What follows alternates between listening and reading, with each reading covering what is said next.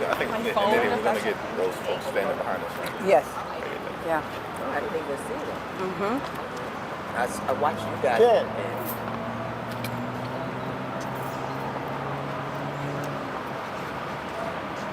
Dan, can you help me with the speakers? I think I'm just before Grace. What's the runner show again? Am I just before you? What's the runner show? I know, but what's... Okay, thank you. I know. Put it there if you want.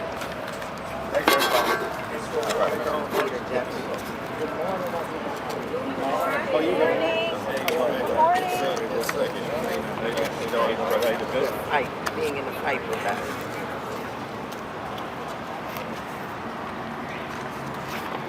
Are we ready here? After, Okay.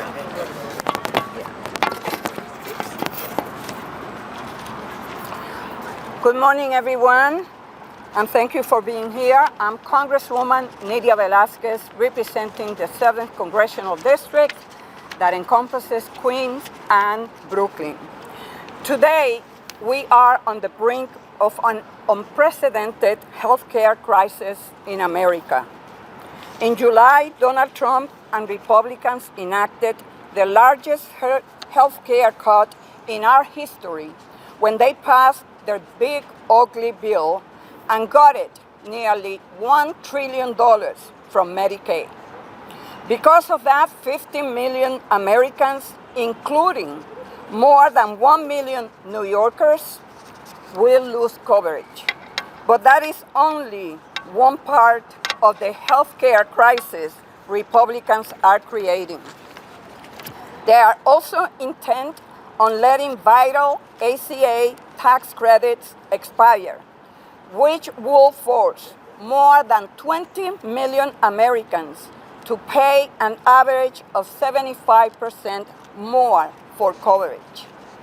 In my district alone, more than 8,000 families will see their health care costs go up if these credits are allowed to lapse. Donald Trump promised the American people he would lower prices on day one. Instead, under his administration, the cost of living has only gone up, and his actions are making health care unaffordable for millions. And now, Republicans have triggered a shutdown that will hit New Yorkers hard. Tens of thousands of federal workers across the state are being furloughed or forced to work without pay, including 5,731 in my district. Families face delays in benefits like Social Security and Veterans Assistance. Programs like SNAP, WIC, and Head Start are at risk. Hospitals are left waiting for reimbursement, and housing support for families and seniors are in jeopardy. This week, Democrats were in Washington, ready and willing to do the people's business and avoid this outcome. Republicans choose to leave town. We cannot and we will not accept a budget that strips health care from working families. Democrats are united to reopen the government, extend these critical tax credits, and protect affordable health care for every American. I want to thank our Democratic leaders for being steadfast in protecting health care for working families in New York and across the nation. And I will send this message to the Speaker Johnson. For once, be the Speaker of the House and be the Speaker of the American people. What you are doing is unconscionable. You are relinquishing our responsibility of Article 1 to do our job as co-equal branches of government. So, whether you are responsible for the crisis that we are facing today and in the future, and the fact that you do not want to swear in a newly elected member of Congress from Arizona, Adelita Grijalba. Why is that, Mr. Speaker? Has anything to do with the Epstein files? I hope no. And now I would like to introduce our Democratic leader, Hakeem Jeffries.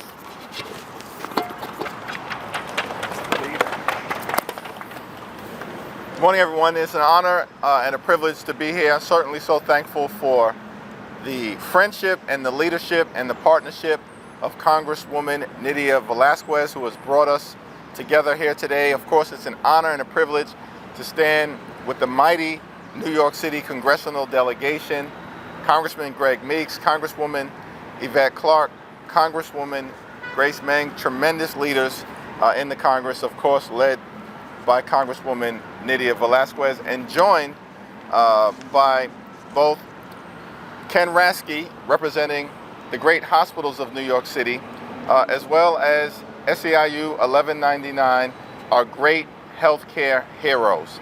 This is an all-hands-on-deck effort in defense of the healthcare of the people of New York City and everyday Americans all across the country. House Democrats have made clear, we will sit down with anyone at any time, at any place, in order to try to find a bipartisan path forward to reopen the government, to enact a spending agreement that meets the needs of the American people, and to address the Republican healthcare crisis. Here's what we will not do. We will not support a partisan Republican spending bill that continues to gut the healthcare of the American people. What Republicans have unleashed in terms of this healthcare crisis that they have created is unprecedented, unconscionable, and un-American. The largest cut to Medicaid in American history. Hospitals, nursing homes, and community-based health centers closing all across the country and at risk of continuing to shut down because of what Republicans have already done in their one big, ugly bill. The Republicans refuse to extend the Affordable Care Act tax credits. And as a result of that, tens of millions of people, including many right here in New York City, are about to experience dramatically increased premiums, copays, and deductibles that will put them on the verge of medical bankruptcy and deprive them of the ability to get the coverage that they need for themselves, their children, and their families. This is an unprecedented Republican healthcare crisis, and it must be addressed with the fierce urgency of now. That's why House Democrats and Senate Democrats are standing up for the healthcare of everyday New Yorkers, of working class folks, of the middle class, and of hard-working American taxpayers. And we're not going to bend, we're not going to break. We're going to do what's necessary to deliver a spending agreement that actually meets the needs of the American people as opposed to hurting the American people. And Mike Johnson and House Republicans need to get back into town. Do your jobs. Democrats will be present. Democrats are ready to get the job done, to reopen the government, to pass an enlightened spending agreement, and to address the Republican healthcare crisis. We're on duty. It's a shame that House Republicans remain on vacation. Am I good? Okay. Okay. All right. Thank you. Okay. All right. It is now my honor to yield to the distinguished gentleman, the King of Queens, and a tremendous leader for this country and throughout the world, the Honorable Greg Meeks. First, let me thank Leader Jeffries for the hard work, for the focus, the dedication. And guess what he does? He puts Americans first. And the House Democratic Caucus, with our colleague Nydia Velázquez and Grace Meng and Yvette Clarke, and all of the New Yorkers. I want New Yorkers to know that your New York Democrats are here and ready and working for your health care benefits, and we are not going to bend and yield to someone who does not want you to have health care. Look, first, if the record should reflect, and we should not forget, that this president was the president that went after Senator McCain when he was trying, and they tried, I don't know how many number of times, to shut down the Affordable Care Act. So the evidence is clear that this president does not care about health care for the average, everyday American. Takes care of those super rich, but when it comes to health care, and health care should not be a privilege for a few, it should be the right for everyone. So just remember, when McCain went thumbs down on the Trump plan, he went ballistic and continued to talk about how this should not take place. And then when I hear this morning a number of Republicans talking about, well, we should negotiate, we got till December. No, we don't. We know that letters are going out to Americans starting November 1st. And they have to make a choice. If we're waiting till December, those Americans will lose their health care because they won't be able to afford it. And then I heard some Republicans say, oh, we can negotiate afterwards. No, we need to negotiate now as a result of that, but also as a result of their not being trustworthy. Because we've seen this president time and time again, when we do have a bipartisan agreement, reneging on those deals and taking things back. So we can't trust him in that regard. We must have something done, and we must have it done now on behalf of the American people. Now, why did we have to wait to the last minute to be discussing health care? You know, the House Democrats believed in March that the bill, because it was Donald Trump's spending bill, not the bipartisan bill that we passed in December, this was the Donald Trump bill. And this is the same Donald Trump bill that we're talking about now. And so it will hurt. Now, between March and today, how many times did the president say, Leader Jeffries, Leader Schumer, I want you to come to the White House now so that we can have a conversation about health care and moving forward? How many times did he say, I want to make sure that we resolve this issue before the next deadline? I can tell you how many. 0. Not once. The initiation, and again, is from Hakeem Jeffries, who said we need to meet. And Hakeem said, and initially, even before we get a few weeks back, Mr. President, let's sit down. The president said no. He said consistently, we don't need to negotiate with Democrats. We don't need to talk to Democrats. And he pushes because, you know, the president is also the de facto Speaker of the House. It's not Johnson. The de facto Speaker of the House is Donald Trump, because he tells Speaker Johnson, so-called Speaker, what to do, when to do it, and how to do it. He doesn't move without it. So the de facto Speaker is Donald Trump. He doesn't let anyone make any deals without him. And so when Leader Jeffries said, let's meet, he said no. And only finally on the last minute did he come back, when he saw that he had to do something, did he invite and agree to have the meeting that was requested by Leader Jeffries and Leader Schumer. So if he didn't do it between March and currently, what makes you think he's going to do it before Americans start losing their health care? They decided he wanted to shut the government down, as opposed to making sure that every American has the right to health care coverage by extending the Affordable Care Act tax credits and rescinding the Medicare cuts, as you've heard, which are the largest in the history of the United States of America. So there's no credibility there. He'd rather shut the government down than to make sure that Americans have health care. We can, if he's going to negotiate later, and if he wants to agree, as some Republican senators are starting to say, because you know what? This is not just a Democratic fight. We're not just, you hear what he's doing, he's targeting Democratic states, etc. What we're doing helps Republican states. It helps Republican constituents. We're taking care of Americans.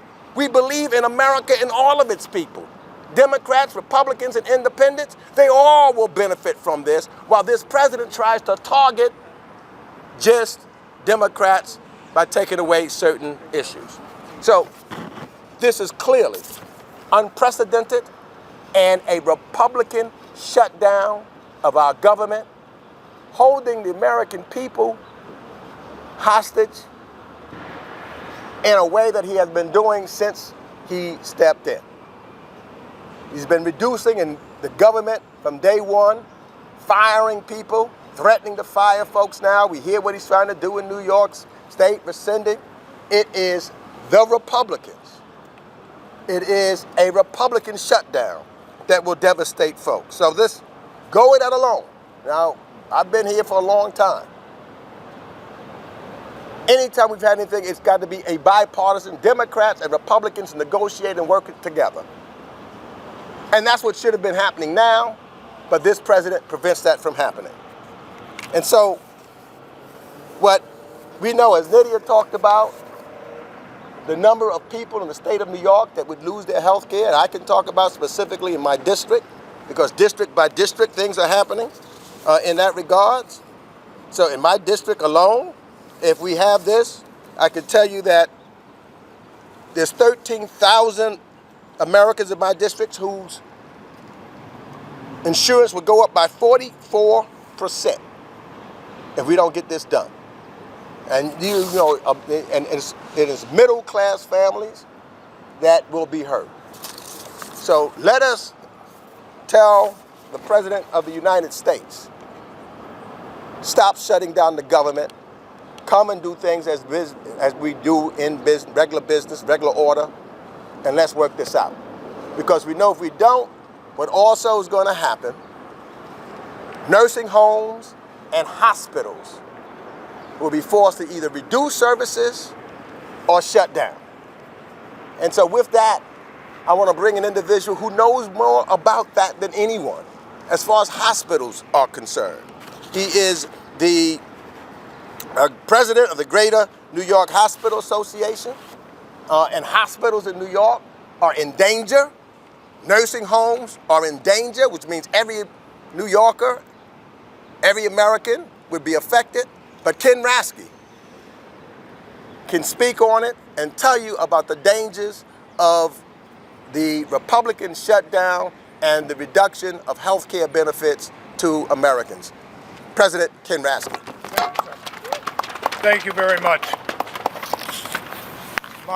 To Mr. Leader, the distinguished members of the congressional delegation, my good friends and allies, this is a very challenging time in the healthcare community for all of us. We really take a look at two impacts here. And I want to be clear, there are two impacts. The first impact that we're going to find out is occurring simultaneously with this conversation. And that is the bill that was passed, H.R. 1, became the bill, also known as the Big Ugly Bill. And that particular bill is going to take $8 billion out of the New York hospital system, okay? That will affect everybody. That affects Medicaid patients, that affects all the patients that use our institutions. Today, 2 out of 3 hospitals in New York lose money, and that's before the $8 billion is taken out. What will that translate to? Unfortunately, we take a look at what this could trickle down to. We know, and this is with a heavy, heavy heart, that our beloved workforce will take a brunt of the cuts. We're going to have to lay off tens of thousands of individuals. We've estimated as many as 34,000. God forbid. These are the hard-working individuals, the nurses, the aides, all those that contribute to the healthcare community. And these are the people that will be at stake. This is what happened in this past summer. That's part one. And that's unfolding now. Now we get into part two. Part two is where this debate comes in, because the leadership wants to restore those cuts, and thank you. Thank you for doing that. But in addition, there's more cuts. Could you believe it? More cuts to come down the road. And part of that is the elimination of the tax credit and subsidies for health insurance. And this could affect 1.5 million New Yorkers. And sure, as Congressman Meeks said, a 44% increase in premiums. So what's going to happen? Is it going to be food on the table? Is it going to be clothes on the back? Or is it going to be health care? Something's got to give. Something's got to give. And these are very, very bad choices. In addition to that, $1.5 billion will be taken out of safety net hospitals. These are the ones that are hanging on by their fingernails currently. You know who they are. They're all over New York. They're in your neighborhood, probably. And they are at risk. Finally, ladies and gentlemen, this is a personal note. I'm in the healthcare business, but I'm also a consumer of healthcare. I've been in our healthcare system. I know how important it is. And let me finish with this. Your health and your family's health should not be the subject of politics. Thank you. And now let me introduce my esteemed colleague, Yvette Clark. Greetings, everyone. As Nydia has said, I'm Congresswoman Yvette Clark. I represent the 9th District of New York, which is located in central and southwest Brooklyn, and I'm the chair of the Congressional Black Caucus for the 119th session of Congress. I want to take this opportunity to thank my dear friend, mentor, and colleague, Congresswoman Nydia Velasquez, Leader Jeffries, and the colleagues of the New York City delegation for being present and hosting this press conference today, as well as everyone, including the press, who has been here as we shed light on the Republican government shutdown and how Democrats refuse to stand by while this radical regime wages its crusade against the American people. As you can plainly see, the New York delegation will continue to fight for our constituents, and that will never change. No matter how turbulent or troubling these times may be, we will fight. We will win. Well, folks, here we are in the 4th day of Trump's shutdown, and sadly, it's already that the president and congressional Republicans have no interest in ending it anytime soon. Rather than devote any effort towards reopening the government, they are singularly focused on abusing this shutdown to advance their own twisted political goals. Truly, I've never seen a collection of so-called public servants hold such a genuine and callous disregard for their own communities. They're daring us, their own constituents, to hold them accountable. After shutting down the government last week, House Republicans decided to take an extra week to vacation instead of going back to Washington to work and reach a bipartisan deal to fund the government, and that the American people will have access to quality health care services. We, on the other hand, the House Democrats, understand the urgency of reaching a deal to reopen the federal government. We understand the urgency of stopping health care costs from soaring out of reach for millions of Americans who are at the same time suffering under the cruel Trump-imposed tariffs and DOGE cuts. Right now, we are facing the most aggressive attack on health care in modern history, with the largest cuts to Medicaid and Medicare ever. Make no mistake, Trump and House Republicans are threatening the lives of millions of Americans with this government shutdown and the passing of the big ugly law, stripping away access to affordable health care, essential medical research, mass firings, weakening our national security, and cutting pay for crucial public servants. Point blank, period. Donald Trump and Republicans have spent months making life harder and more expensive for Americans. In New York alone, over 118,000 constituents will lose health care coverage, and over 1 million will face higher insurance premiums, deductibles, and copays. And right now, as we speak, Americans are getting notices that their health care premiums are about to skyrocket by a whopping 114% because Congress has not extended health care tax credits. Now they're using the government shutdown as a ruse to line the pockets of their billionaire friends, all while throwing the blame on immigrants and Democrats. Here are the facts. Undocumented immigrants are not eligible for health care tax credits nor comprehensive Medicaid coverage. Full stop. Democrats have not proposed changing that. We have simply set out a proposal restoring access to certain health care programs for legal immigrants who will lose access under the big, ugly law. But they continue to spread their lies and propaganda and spew misinformation to their base to deceive them and hide their true agenda. Throughout the 119th session of Congress, MAGA Republicans have passed legislation on purely partisan lines and have celebrated their cruelty. Republicans control the House, the Senate, and White House. This is their government shutdown. And we will not be bullied into complicity with this deceitful scheme to rob the American people of their human right to access to health care. These folks refuse to collaborate, negotiate, or work with Democrats for an outcome that satisfies the necessity that is accessible and affordable health insurance and come to the negotiating table. They would rather make racist memes and troll our Democratic leadership like children than do right by the American people.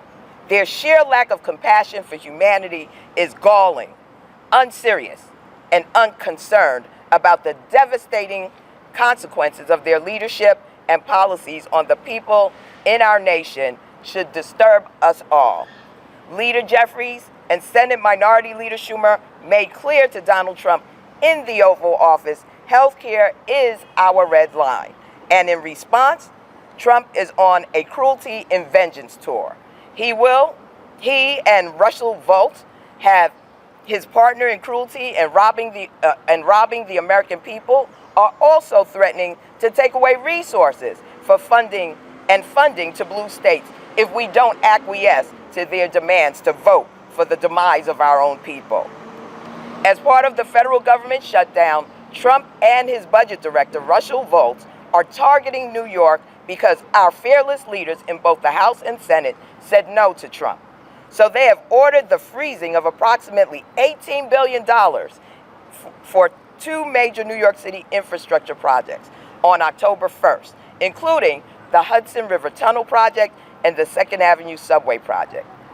As we have all witnessed by now, when this administration doesn't get its way, they resort to vengeful, and harmful attacks to bully the nation into submission. These men have decided to weaponize their positions to force compliance with their unconscionable demands. Democrats will not give in to a tyrant. We're here to fight for health care, our democracy, and the dignity our communities deserve. And to our Republican colleagues, enough is enough.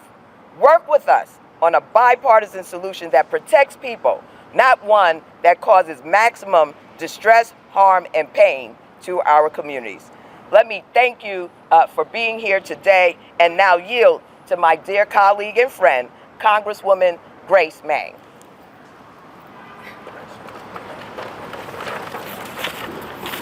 Thank you so much, Congresswoman Clark. Hi, everyone. I'm Congresswoman Grace Meng from Queens, and I want to thank our friend and colleague, Congresswoman Nydia Velázquez, and her team, and all my colleagues, especially Leader Jeffries, for all coming together this morning to address this current Republican shutdown. And thank you to everyone behind us who is standing with America in support.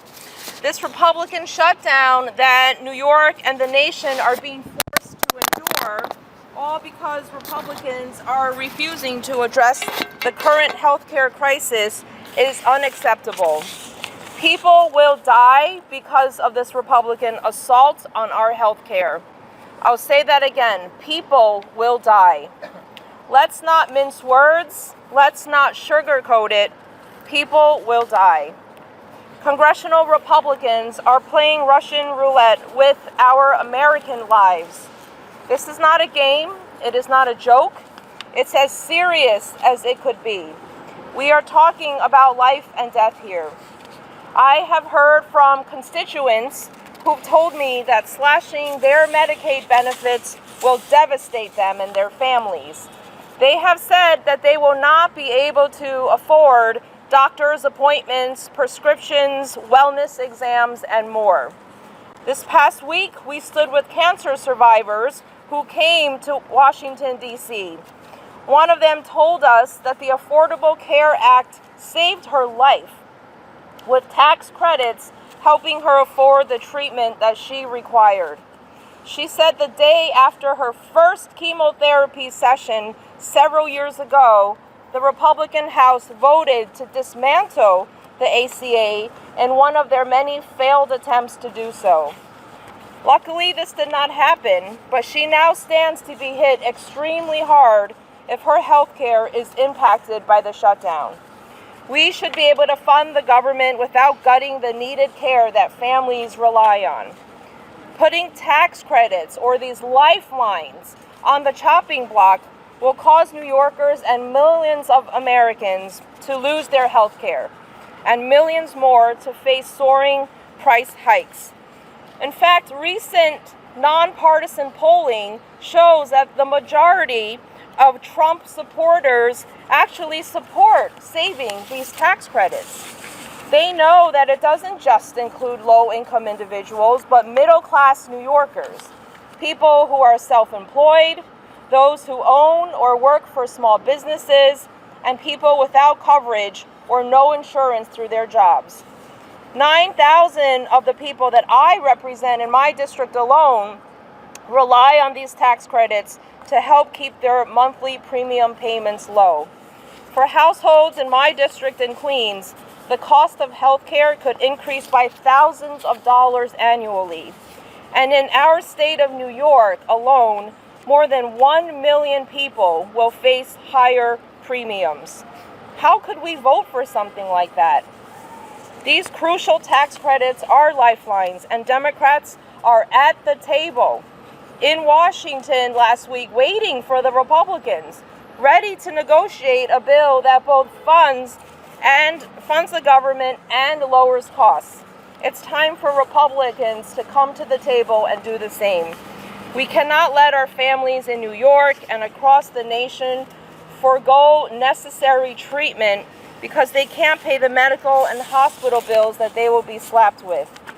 The attacks we've been seeing on healthcare have got to stop.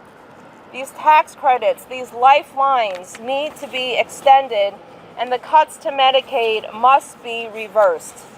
Republicans promised to bring costs down on day one. Now they need to keep that promise and do so by working with us to keep care affordable and protect coverage for millions of hardworking families across this country.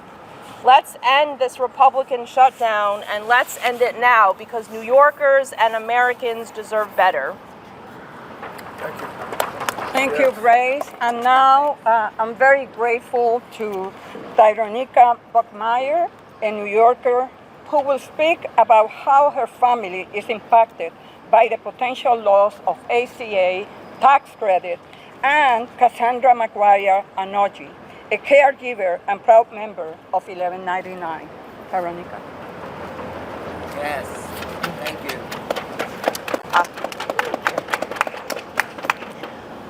As an immigrant, I've learned to live with things I can't control. But as a human being, there are things that no one should ever have to question. Healthcare is one of them. Right now, leaders in Washington are allowing enhanced premium tax credits to expire, the very support that keeps Affordable Care Act plans within reach for millions of Americans. Here in New York, that means over 220,000 people are at risk, and as many as 80,000 New Yorkers could lose their coverage and become vulnerable. Let me tell you what that risk looks like in my own family. My youngest sister is 16. She has severe sleep apnea, a condition that gets worse with every year. She needs overnight hospital tests, possible surgeries, a CPAP machine, all currently covered by Medicaid. In a few years, without the essential plan, she won't be able to afford it. My younger sister is 19. She's lived her whole life with severe asthma and allergies, EpiPens, inhalers, nebulizers. She was intubated twice before the age of 5.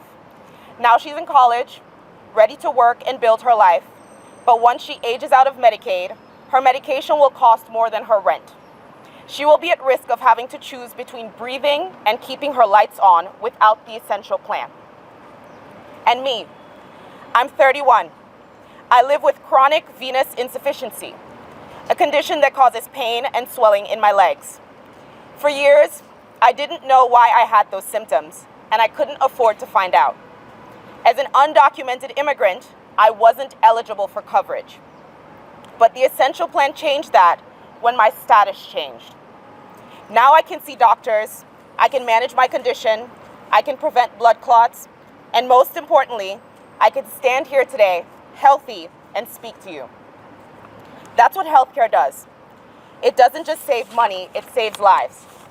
The essential plan isn't charity, it is stability. It is the bridge that lets families like mine survive, work, and dream. Because affordable healthcare means financial security. It means dignity, and it means hope.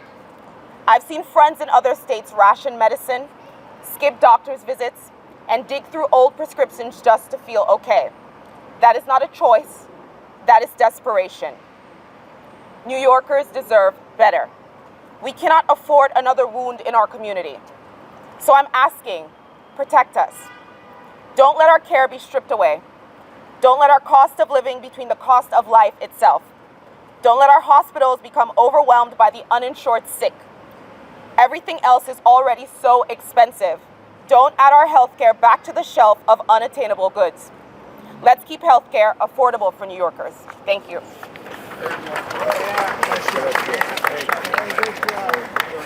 Good morning. My name is Cassandra McGuire Nochi. I'm from Brooklyn, New York. I've worked in healthcare for over 20 years.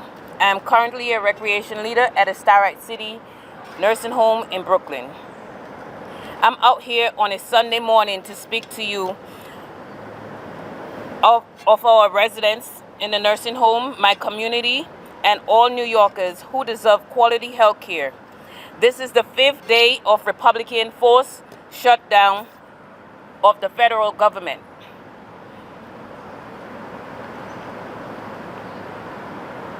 All just because they refuse to protect affordable health care. Some of these Republicans claim that they aren't cutting insurance from people who, quote unquote, deserves it. As a healthcare worker, I know everyone deserves healthcare. As a caregiver, I worry about many of my Brooklyn neighbors losing their affordable healthcare insurance. Republicans voted to raise affordable health insurance premiums, and now they will spike by 75%. Working New Yorkers cannot afford to pay more for their health insurance. People can barely make ends meet right now. Why are Republicans making everything cost more for regular American families? If Republicans have their way and make insurance unaffordable for 22 million Americans, that will happen throughout Brooklyn. What will my neighbors do when they are ill or need life-saving prescription medication? When feeling sick, you shouldn't be afraid to go to the hospital or you cannot pay the bill. If the Republicans have their way, more Americans will die, hospitals will close, and services will shut down. They will create longer wait lines and higher costs for everyone. Affordable health care saves lives. Thank you to Congresswoman Vasquez and everyone here today for fighting to lower health insurance costs. Thank you, Tyronica and Cassandra, for sharing your stories. And we are here to say to you that we will continue to fight to make sure that health care remains affordable for every American family. And now we will take any questions that you may have. Leader Jeffries, for anyone, Yeah. evidence or feeling that you're winning in the court of public opinion, as you said on your press? Well, I think survey after survey has made clear that the American people understand that Donald Trump and Republicans shut the government down because they do not want to provide health care to working class Americans, middle class Americans, and everyday Americans. We also have made clear that we'll sit down with Republicans anytime, any place, at the White House, in Congress, to have a bipartisan conversation about reopening the government, but it has to be a spending agreement that improves the quality of life of the American people and doesn't hurt it in an environment where the cost of living is already too high, where Donald Trump and Republicans promised to lower costs on day one. Costs aren't going down, they're going up. And now because of this Republican health care crisis and their refusal to extend the Affordable Care Act tax credits, we're going to see premiums, copays, and deductibles skyrocket for hardworking American taxpayers. That's unacceptable. Any other questions? Sorry. Any other question? Well, let me just say, and this is a message to the American people about this shutdown. This is not a Democratic issue. This is an American issue. And the Republicans, both leaders in the Senate and in the House, they must come to terms with the reality that they don't have 60 votes on the Senate.